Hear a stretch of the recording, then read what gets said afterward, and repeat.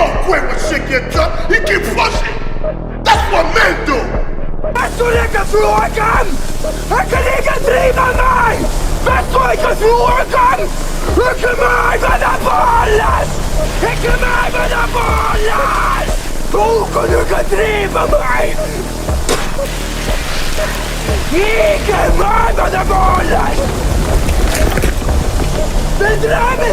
Ich vertreibe dich! When I get you down, your face will open up. There is nothing you can do to stop me from coming at you round after round with the most malicious techniques I know. You will lose this fight, Daniel Cormier. I want you to believe it. Every ounce of training you put in leading up to this fight will be a waste of your life. Hey, first of all, I want to say Alhamdulillah, God gave me everything. Alhamdulillah, I know you got this, you don't like this. Alhamdulillah, tomorrow night I'm gonna smash your boy, guys. I'm gonna smash your boy. You know I would absolutely kill you if you ever listen to that. You can never Well, you should try, John. You really should try, John. I would literally kill you. Yeah, let's try that, John. Let's try that, John. I'm not gonna say I would fight you, I'm saying I would kill you. John, do you think I'm just gonna sit there and let you kill me, John? I mean, really? Send me a message, like location, I'm gonna come. Whatever you want, doesn't matter. Ireland, New York, Brooklyn or Moscow, doesn't matter. Tell me. You don't know me, son. Get it. 18. You don't know me, son. Get it. 19. You don't know me, son. Yeah. 20. You got some more. 21. Yeah. Get it again. Hey, listen up here. Hey. They may call you Kid Dynamite. You mess with me, I'll put your fuse out.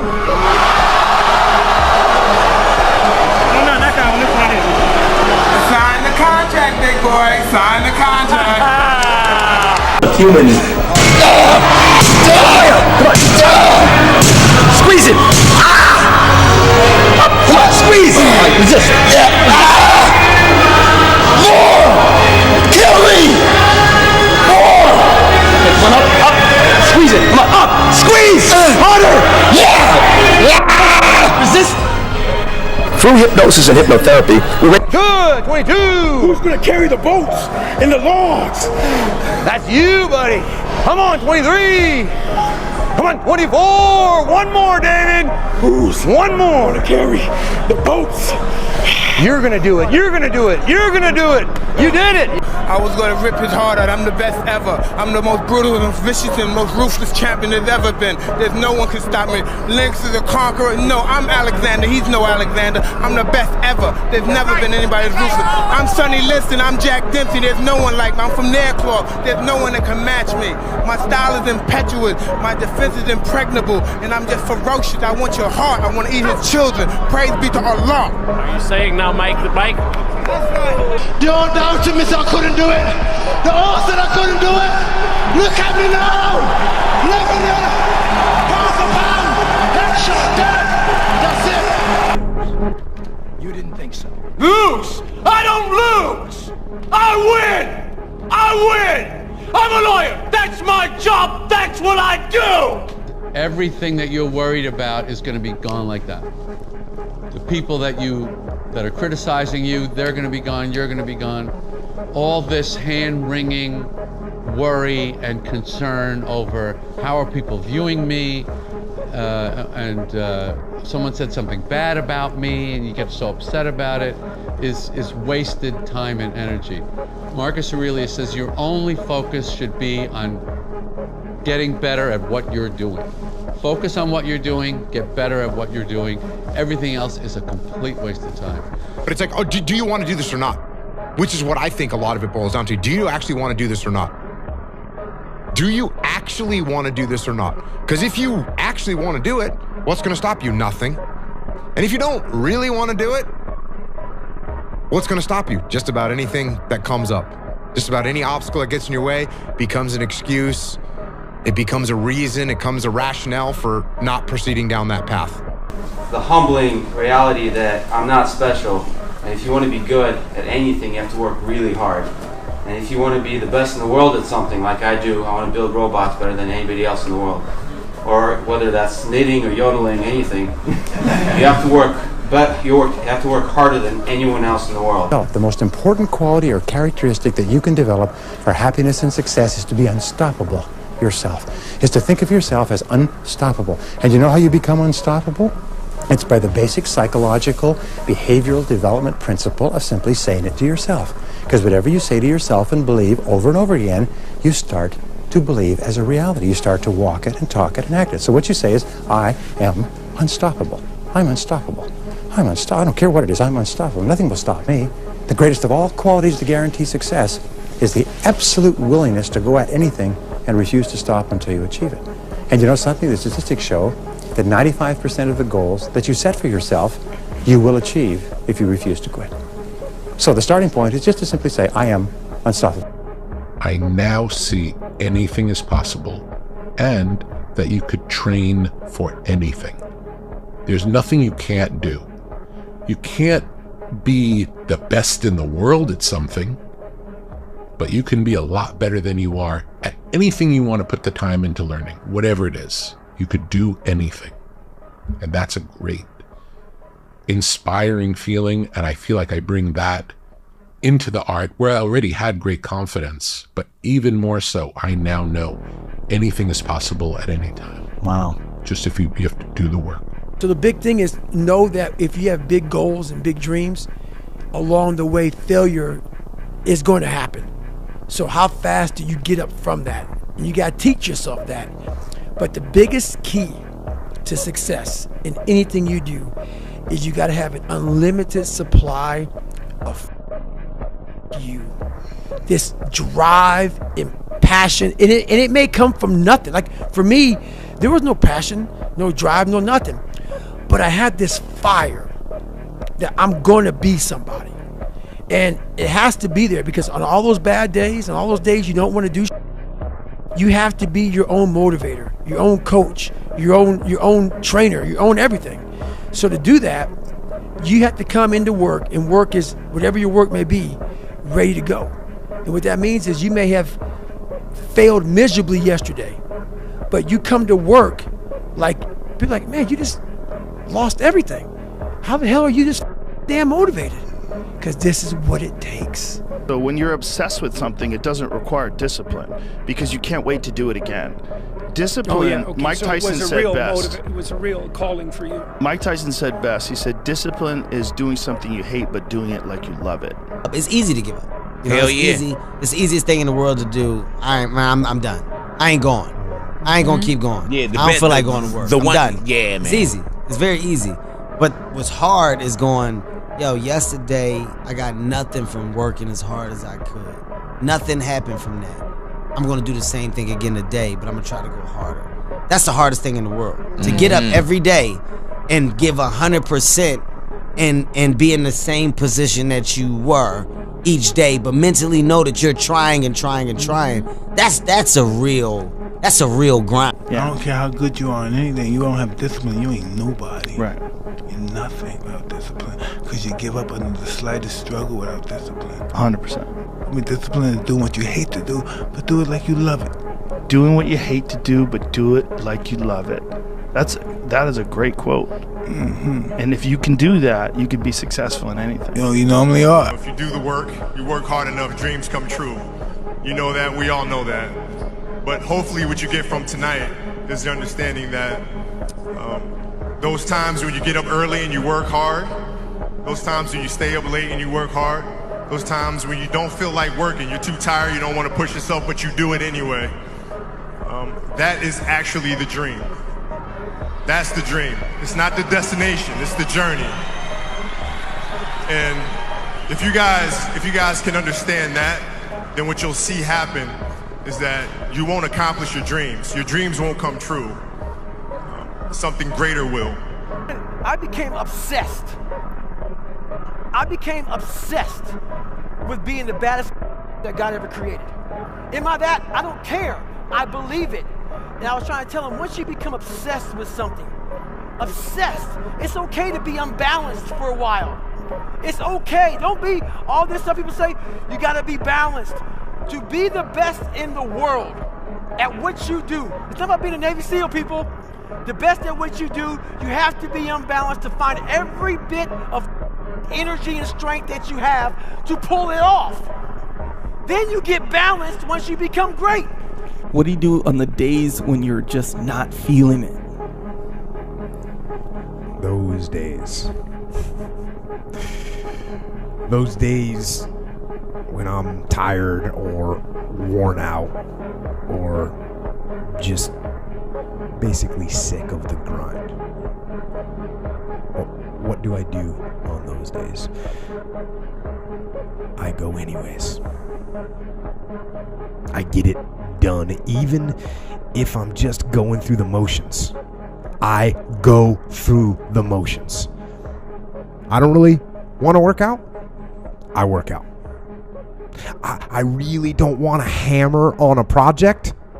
I hammer on the project. Don't really want to get up and get out of bed. Yeah, I get up and get out of bed. Motivation. I don't have motivation a lot of time. It's actually more about discipline. It's about just getting it done. Get up and get it done. Like with anything, with work, with working out, with creating a product, with building a brand, with relationships, whatever. It's discipline over motivation. Motivation's a small thing that can last 2 minutes or an hour.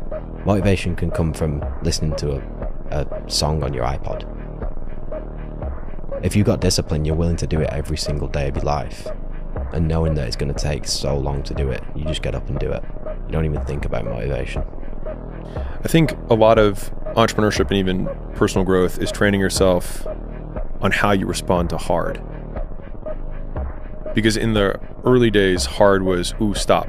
This isn't good. I should, this is a warning sign. This is a red flag. I should slow down, or I should stop, I should pivot.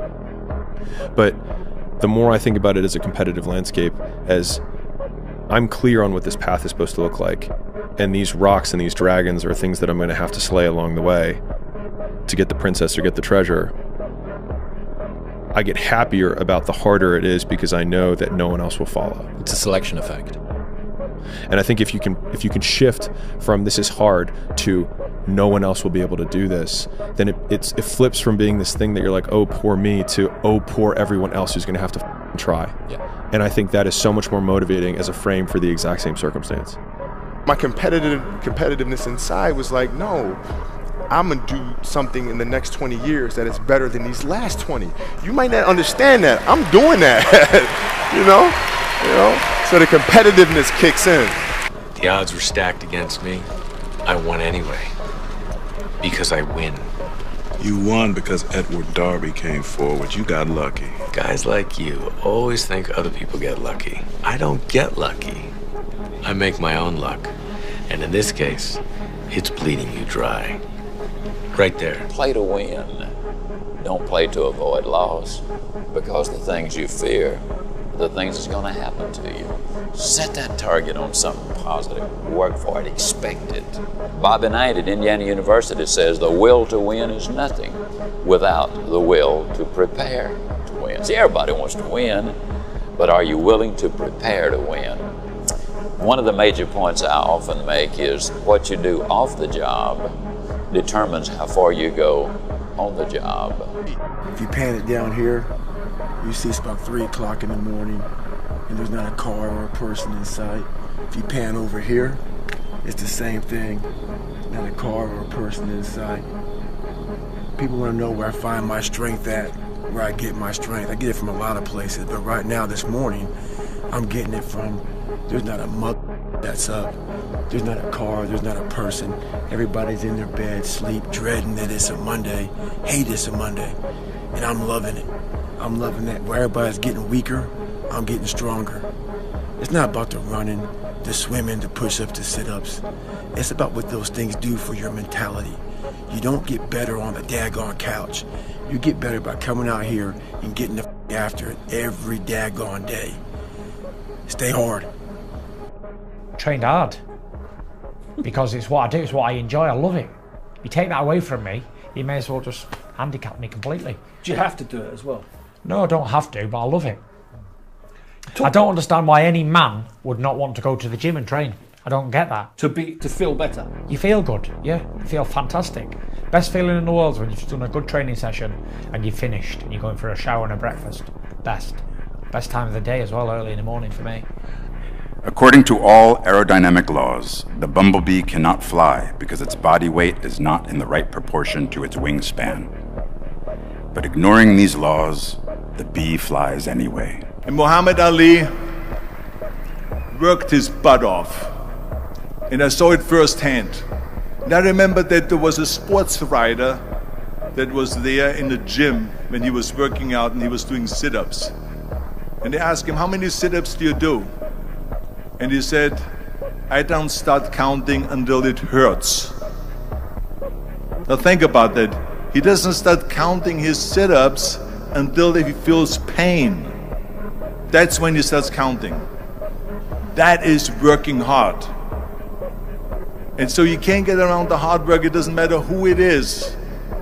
As a matter of fact, I believe what Ted Turner said, work like hell and advertise. Every successful person that I have ever encountered has gone through not a month or a year, but many years of doing work without reward, where they have to do things that other people find boring, and they have to sacrifice things that everyone finds interesting, that most people want to do during that entire season of their life. And they basically sacrifice a season of other things that they would prefer to do stuff that they would not prefer to do because of the one thing they want most.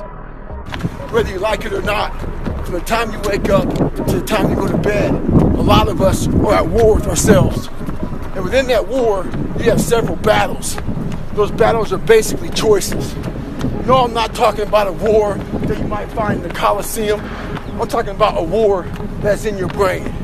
That war exists because life has so many choices. And within those choices, you gotta make right decisions. But you know what? When the alarm goes off in the morning, you don't have to wake up. Don't wake up, don't worry about that. When you're in school, you know what, that man, it's too hard to study, so don't study. You know what, don't eat healthy, because you don't have to. So guess what? When you fail, don't blame your mom, don't blame your dad, don't blame teachers. One person you have to blame is yourself. You have to be able to use what's given to you, and we are unfortunately given way more negative than we are positive. So how are you going to use it? Are you going to use it by letting it, getting shy and sitting in the basement and, saying, man, I'm not ready to play this game? Or are you going to use it like, hey, you, I deserve this. I'm going to show you, and I'm going to prove you wrong.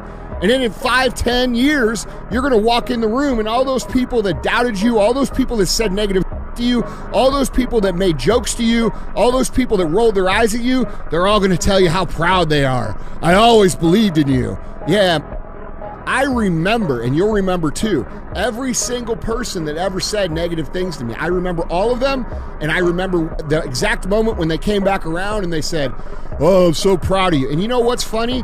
By the time they come back around and say they're proud of you, you don't even need the validation anymore because you already know. And that's the most powerful thing that you can have, your own belief in yourself, proving yourself right, proving that you do have what it takes, and nobody can take that from you once you've built that. Middle school player, high school player, or college player, I had to do my work behind the scenes, like you did. I had to earn my way. And I didn't know that I was going to ever get the credit for it or ever get the results for it. So I know what it's like to be unknown and to, not have the lights on you and to want to be seen and want a scholarship to a big school and things like that. I was behind the scenes doing the work. So I don't forget those steps that it took for me to get here. So, even though I got a family and I got all these commercials and, these endorsements, I don't forget the thing that makes all of those things possible, which is the work, the discipline, the humility, the compassion, all of those things that I know I bring as a person. I know that's a part of why I've been able to get a lot of the things that I've gotten. So if I get away from doing what got me here, I'm doing my family and everybody else around me a disservice. So I make sure that I stay true to that first. And the more that I do that, things just keep coming. We're not on this stage just because of talent or ability. We're up here because of 4 a.m. We're up here because of 2-a-days or 5-a-days. We're up here because we had a dream and let nothing stand in our way. If anything tried to bring us down, we used it to make us stronger. We were never satisfied, never finished, will never be retired. My high school English teacher, Mr. Fisk, I actually paid attention one time in class, and he said, he had this beautiful quote, and it read, "Rest at the end, not in the middle." And I took that to heart. I believe there's time for resting at the end, but for me, that time is not now. Almost all, like, truly exceptional and mentally strong people have been through hell. It's very few that put themselves through hell when life is great. It's just not usually the case. You find no answers in the light. None. It's too happy, it's too nice. And we don't need to be taught how to live in happiness. That just comes naturally to us. Happy moments, but the dark times, man, you can't get there unless you put yourself there. Life will take you there. But when you get into those dark moments, that's why people, how are you able, man, I couldn't read and write till I was a junior in high school. How are you able to write like this, man? I go to such places in my mind and I study the darkness. Like, it's not just physical. When I was growing up, and I saw my mom getting beaten, I got beat, and I was some stuttering little black kid in an all-white school, and I'm on stage, and I gotta say one line in front of 15 people, and I walk off stage, kind of stutter. All those insecurities and all those things, man. I used to go home and cry, and like, oh my God, man, I'm so up. Hang on, man. As I got older, we gotta study this, man. The only way we're gonna get through this is if we study it. So every time I'm in a dark moment and life's up around me, whether it be physical or just life, I get in it, man, with a pen and paper.